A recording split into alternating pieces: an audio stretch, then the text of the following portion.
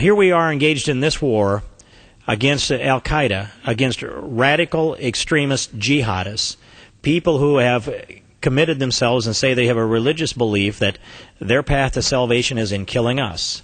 It's our way of life that threatens them. And they have come across the oceans and attacked us here on our soil.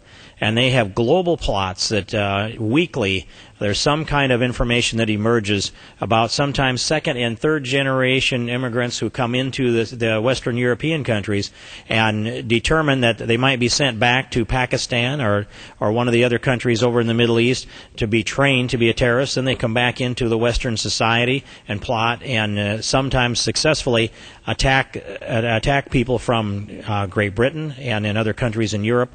And we've been fortunate in this country not to have an effective attack against us since September 11, 2001.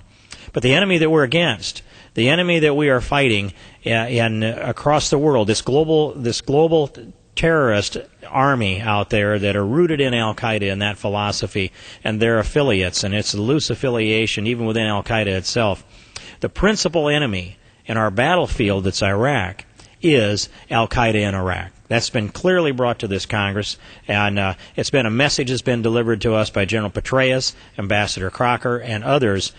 Who is our enemy? Al-Qaeda in Iraq, the number one enemy. A number of other enemies there, and there's a struggle going on for power.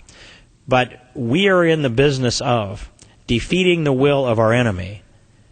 Our brave troops have put their lives on the line, and many of them have given their lives in that effort to project freedom to that part of the world, protect our freedom here, and defeat the will of our enemy.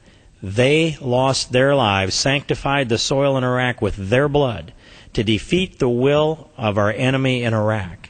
And yet here, on the floor of the House of Representatives, since the gavel in and the passing of the gavel in this new 110th Congress, there's been almost weekly, with only 2 or 3 exceptions that I can think of, at least one resolution or a bill or a piece of legislation here on the floor of the House of Representatives that serves to, what? It serves to encourage our enemies, to encourage the will of our enemies, and weaken the will of the American people.